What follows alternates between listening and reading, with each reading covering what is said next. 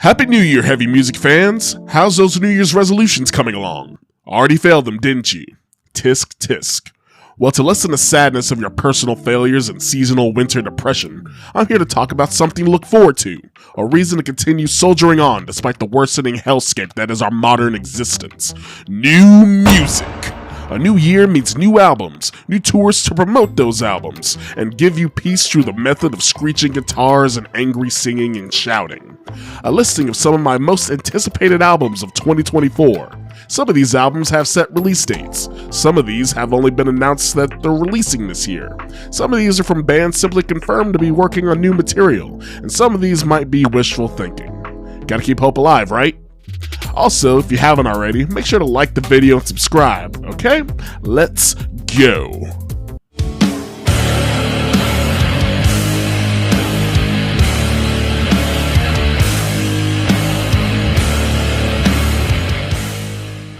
The return of Slayer shredder Kerry King has been anticipated ever since the final Slayer show in 2019. The pandemic extended the wait, but King is confirmed to be playing festival shows with his new solo band, and that there's new music coming as well. As you could guess, King ain't changing a thing about his writing style, and has said on recent interviews that this new project can be seen as an extension of Slayer. Paul Bostaff is back in the fold as drummer, but the new guitarist, bassist, and vocalist positions are still a mystery. Wouldn't it be wild if King took the mic himself? He's recorded scratch vocal demos before, but I don't see that happening. Hey, Future Dante here. Before I could get the video done and out, Kerry King did release the lineup for his solo band. On vocals is Mark Asagueda from Death Angel fame. On bass is Kyle Sanders, who played bass for Hell Yeah. And on the other guitar is Phil Dimmel from, of course, Machine Head and Violence fame. Pretty strong lineup, I would say, and makes it a lot more exciting. They also released the first single titled Idle Hands, which sounds like about what you'd expect it to sound like. Sounds like Kerry King Slayer, and even more so with Mark Asagueda doing his best Tom Araya impression. So you can go and check that out if you do so please. And with that out of the way, back to the video. Speaking of thrash, here's a twofer.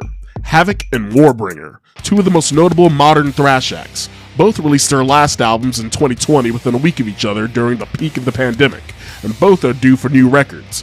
While Warbringer has been confirmed to be working on their next record and is likely to see a release late in the year, Havoc has not been as active. They were slow to start touring post-pandemic as main man David Sanchez, staunch libertarian that he is, didn't want to follow any COVID restriction protocols, and only got to playing tracks from their last album, 5, last year, and no confirmation of a next album being worked on that I can find, so this can be put in the realm of wishful thinking. Killswitch Engage fans have been clamoring for guitarist Adam D to collaborate again with former vocalist Howard Jones, myself included, as they were the band that got me and many others into metalcore. We all got our wish when it was announced in May of last year that the duo was working on a new project, and in December, it was announced Howard was putting the finishing vocal touches on the record, so we should be able to hear the results sometime this year. Last time the duo recorded together was on the KSE track The Signal Fire from their last album, 2019's Atonement, which is well received by fans. First album in this vid with a release date, Chelsea Wolfe's 7th album, She Reaches Out to She, I didn't stutter, that's the real title, comes out February 9th, not a long wait at all. Might even be out already by the time you watch this. And Chelsea Wolfe has been on a career-long streak of hitting home runs. Did the soundtrack for the A24 horror movie X, collaborated with Converge on my 2021 album of the year Blood Moon, and many other critically acclaimed works with her mix of doom metal, gothic rock, folk, and electronic music. Aided considerably by our longtime collaborator Ben Chisholm, this new record sounds like it's leaning into the dark electronics and trip-hop going off of the singles, but still dabbles in doom metal power if lead single Dusk is any indication. Color me hyped! Critically acclaimed grindcore act Nails have announced that new music is coming after 3 years of silence, following the departure of the band's rhythm section, leaving main man Todd Jones as the only member. The new lineup hasn't been announced yet, but the details of it being a full LP, produced by Kurt Ballou, with a summer 2024 release window, is all I need to hear. Grindcore seems to be rising in both popularity and quality in the underground, with bands like Escuela Grind, Wormrot, Brat, and Full of Hell getting a lot of media attention, so the scene is more than ripe for Nails' return. Metalcore OG Shadows Fall are busy celebrating the 20th anniversary of their landmark album The War Within this year, but they're also working on some long-awaited new music. It was confirmed in the summer of last year that the band was working on a new record with legendary producer Zeus Harris, who had a hand in all of their records except their last one in 2012, Fire from the Sky. Studio clips of tracking have been shown as well, so there's likely a chance we'll hear at minimum a new single before the year is out, after the band completes their album anniversary show in March. Canadian metal act Kitty, who've been unfairly known as that one all-girl nu metal band their whole career, have had a resurgence in popularity the past few years. After a 5-year hiatus and documentary that seemingly was the cap on their career, the nu metal revival wave brought Kitty back to the stage for Blue Ridge Rock Fest in 2022. Good thing they didn't wait an extra year. Yikes. More festival appearances followed, and it was finally announced the band is working on a new album with Nick Raskalinitz producing, who has bands like Mastodon, Code Orange, Deftones, and Alice in Chains under his belt. Kitty also premiered a new song titled Vultures live at Sick New World Fest last year. It sounds like a nice, nasty groove metal track. Maybe the band could come back to prominence in the metal world, or at least be recognized for more than the debut album they wrote when they were 14. Anthrax, like their fellow Big Four brethren, take their sweet time in between albums these days. 2024 marks 8 years since their 2016 album For All Kings came out, my personal favorite of the most recent Big Four records. And they've been sharing sporadic updates, with the most recent of which coming out in November, teasing a collab with Foo Fighters. They're working with producer Jay Rustin again, so the album will be sonically tight once again, but still no official release date or confirmation of tracking being done yet.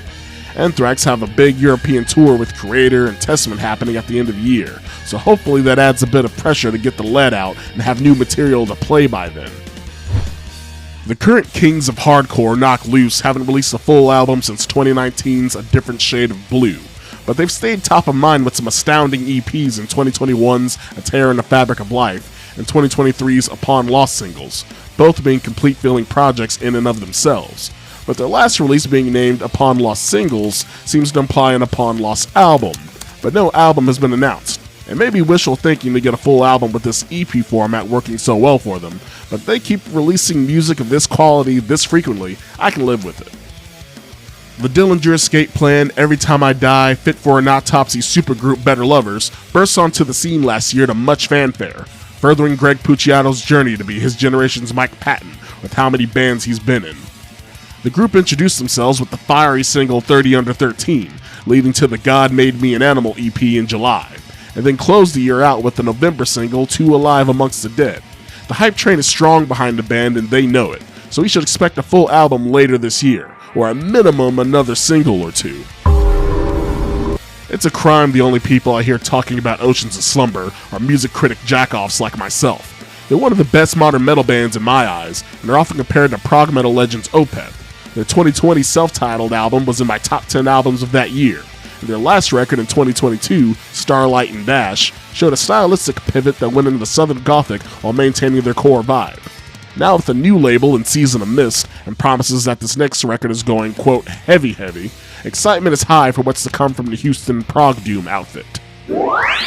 With most of the headlines around Slipknot these days involving members leaving, getting fired, and how the band seemed to be in a state of disarray, it can be easy to forget that the long-shelved album Look Outside Your Window is slated to release sometime this year. For those not in the know, Look Outside Your Window was recorded the same time as 2008 album All Hope Is Gone, and was helmed by only 4 of the band's members, Corey Taylor, Clown Crahan, guitarist Jim Root, and DJ Sid Wilson. Hype for this album has been immense over the years, but it's meant to be more experimental, melodic, and rock-leaning than Slipknot's typical ballistic groove metal sound. And by description, this sounds like an album the band has already released their divisive, most recent record, The End So Far, so fans might not like what they hear, but curiosity abounds over the record regardless. Spiritbox is the name that gets spoken so frequently now that you barely get a chance to miss them ever.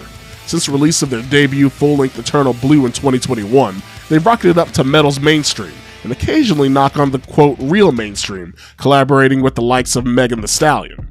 But they've announced a new full-length album is coming in 2024, and there's curiosity on how it will sound, but lean more into the industrial and electronic elements of their 2022 Rotoscope EP?